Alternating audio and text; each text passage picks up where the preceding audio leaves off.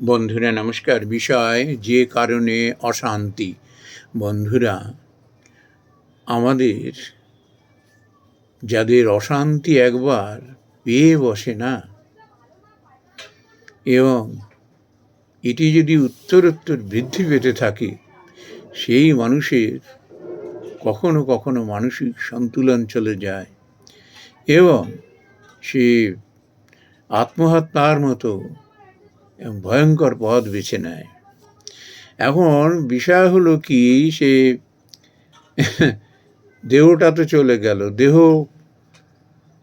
অগ্নিতে দিয়ে দেওয়া হলো, কতক্ষণ লাগে ভস্ম হয়ে যেতে, কিন্তু তাতেও তার মুক্তি নেই। তার আত্মা কিন্তু এই যে মনের যে জ্বালা অশান্তি, এটা বয়ে নিয়ে বেড়ায়। এখন প্রশ্ন হলো, এমন অশান্তি কাদের হয়? শ্রীমদ্ ভগবদ গীতা সেটি বলে দিয়েছেন। কিরকম জানেন? অজ্ঞ চ অশ্রদ্ধ ধান চ সংশয় আত্মা বিনশ্যতি, না আয়ম লোক অস্তি না পরহ না সুখম সংশয় আত্মা। মানে বলছেন, অজ্ঞ, শ্রদ্ধাহীন আর সংশয়কুল ব্যক্তি এরা বিনষ্ট হয়ে যায়। অজ্ঞ কি? কোনো কিছু জানার ইচ্ছা নেই, যা হচ্ছে হচ্ছে, কোনো জিনিস জানার আগ্রহ নেই, শেখার আগ্রহ নেই।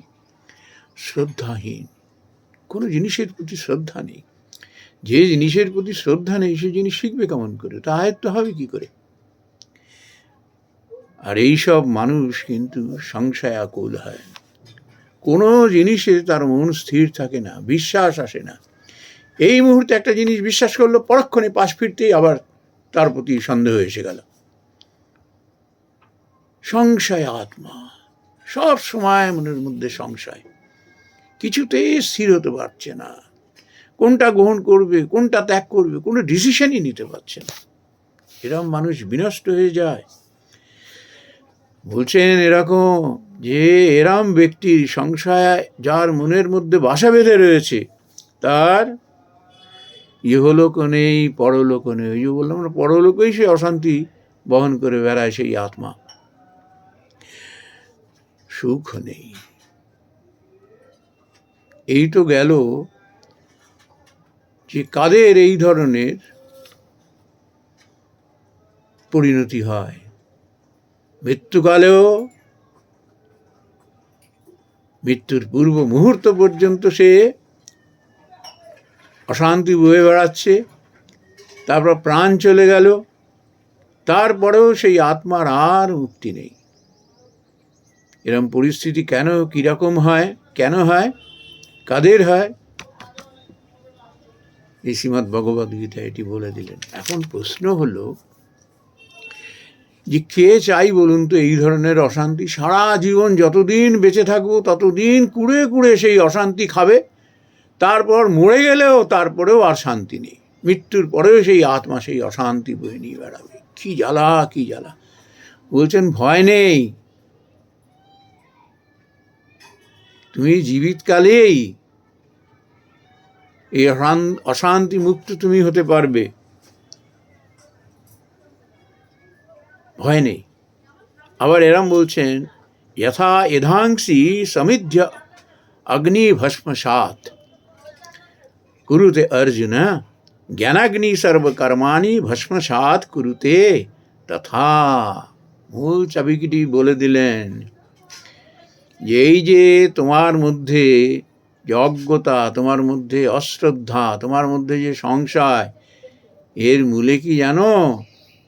অজ্ঞানতা। অজ্ঞানতা এটি যেই মুহূর্তে তোমার মধ্যে থেকে দূর হয়ে যাবে। কিরকম বলছেন? যে যেরকম কাঠে তুমি অগ্নি নিক্ষেপ করলে, কি হলো? কিছুক্ষণ পরেই তা ভস্মীভূত হয়ে যায়। সেরকম এই জ্ঞান সমস্ত কর্মবন্ধনকে, কর্মরাশিকে ভস্মীভূত করে দেয়। আমাদের অজ্ঞানের কারণটা কি? আমরা আমি আমি করতে থাকি, আমরা অন্যের কথা ভাবি না, সংসারে থেকে আসক্ত হয়ে যাই। এত মহৎ কাজ করলাম, কেউ আমায় দাম দিল না, কেউ আমাকে স্মরণ করলো না, এই অ্যাটাচমেন্ট। আমরা নিঃস্বার্থভাবে ঈশ্বর অর্পণ বুদ্ধিতে আমরা কাজ করতে পারি না।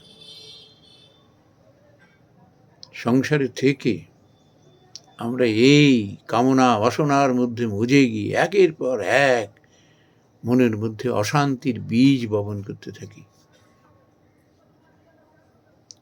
ঠাকুর শ্রী রামকৃষ্ণ পরমহংসদেব এই জন্য আমাদের এই পরামর্শ দিয়ে গেছেন গৃহস্থদের, যে সংসারে তুমি কিভাবে থাকবে জানো? পাকাল মাছের মতো। গায়ে কাদাটি দেখো পাকাল মাছের লাগে না, ঠিক সেরকম আসক্তিবিহীনভাবে যদি থাকতে পারো। কিভাবে তাও বলে দিয়েছেন, এক হাতে সংসার ধরো, এক হাতে ভগবানকে ধরো। তারপর যখন সংসারের কাজ শেষ হয়ে যাবে, দু হাতে ভগবানকে ধরো, আর চিন্তা থাকবে না। যখন তুমি মানুষকে ভালোবাসতে পারবে, নিজেকে যখন অন্যের মধ্যে দেখবে, অন্যকে নিজের মধ্যে দেখবে, আত্মৌপম্যেন সর্বত্র সমং পশ্যতি অর্জুন সুখং বা যদি বা দুঃখং সা যোগী পরমো মত। তুমি যখন জাতি ধর্ম বর্ণ নির্বিশেষে, গরিব দুঃখী জ্ঞানী মূর্খ সব মানুষকে যখন আপন করে নিতে পারবে, সমস্ত বুদ্ধিতে তাদের তুমি ভালোবাসতে পারবে, তাদের জন্য মন প্রাণ দিয়ে তুমি যখন তাদের কল্যাণ কামনায় তোমার মন প্রবাহিত হবে, তখন দেখবে তোমার এই জ্ঞান সংসারে তোমায় অ্যাটাচ হতে দেবে না, আসক্ত হতে দেবে না। কত কাজ করছো সংসারের জন্য, দেশের জন্য, তোমার এরম মনে আসবে না কেউ তো আমার প্রশংসা করলো না, কেউ তো আমার পুরস্কার দিল না, আবার কেউ আমায় নিন্দা করলো। সে অ্যাওয়ার্ড মানে পুরস্কার তিরস্কারের বাইরে চলে যাবে। কে কি তাকে নিয়ে বললো না বললো, সেদিকে তার ধ্যান থাকে না, তার মন পড়ে থাকে কর্মের দিকে, মানুষের কল্যাণের দিকে। ঈশ্বরের কোনো বুদ্ধিতে সে কর্ম করে যায়। এই জ্ঞান কিন্তু যে লেখাপড়া শেখেনি তারও হতে পারে, আর মহাপণ্ডিত সে কিন্তু অজ্ঞানী হয়ে যায়।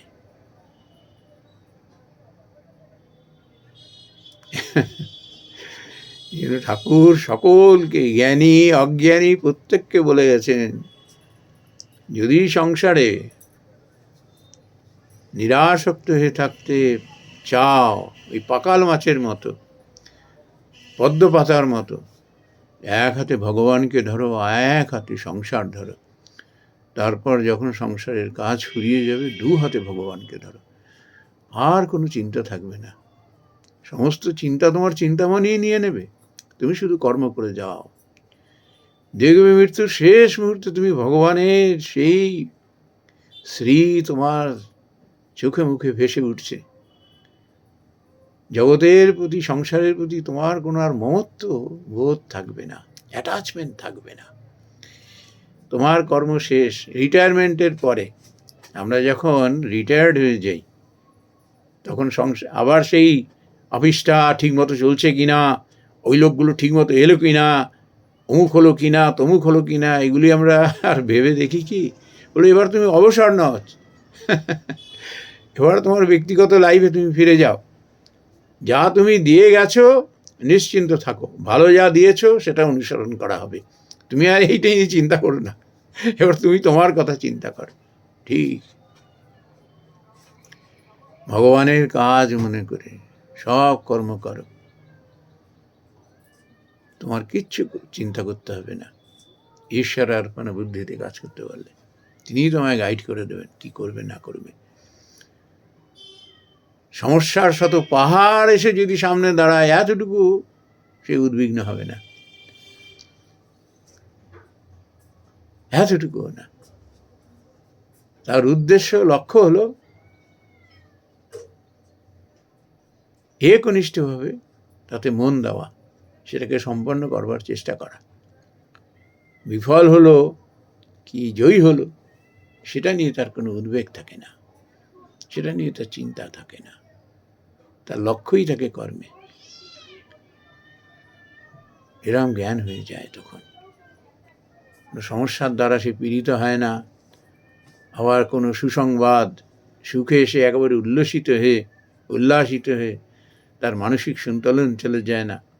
দুঃখেষু অনুদ্বিগ্নমনা সুখেষু বিগত স্প্রিয় ভীতরাগ ভয়ক্রোধ শীতোধীমুনি উচ্চতে। তখন তার এরকম পরিণত হয়। জ্ঞান, এই জ্ঞান লাভের জন্য আবারও রিপিট করছি, অনেক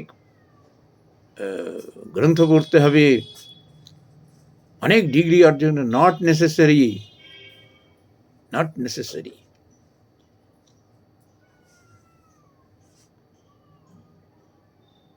সৎসঙ্গ করো, ভালো মানুষের সঙ্গ করো, তাদের কথা শোনো, ঈশ্বরকে স্মরণ মনন নিধিধ্যাসন করো, তার কাছে প্রার্থনা করো।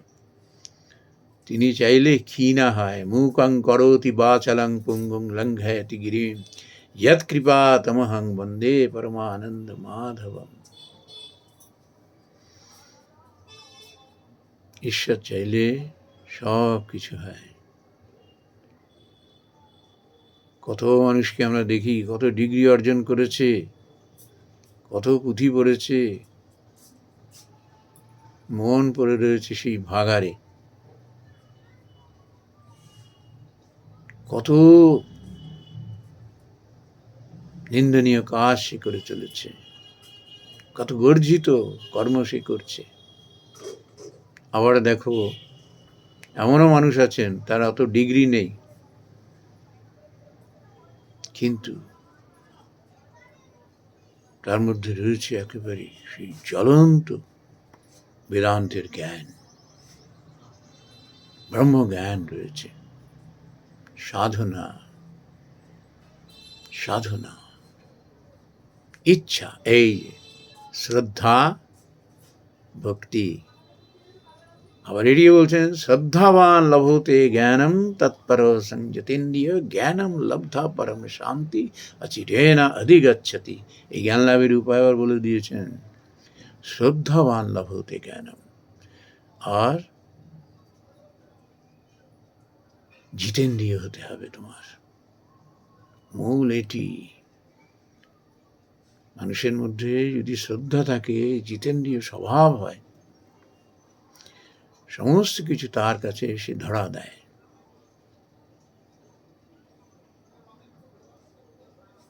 তখন সে ধীরে ধীরে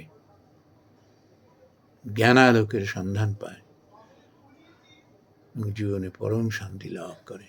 নমস্কার বন্ধুরা।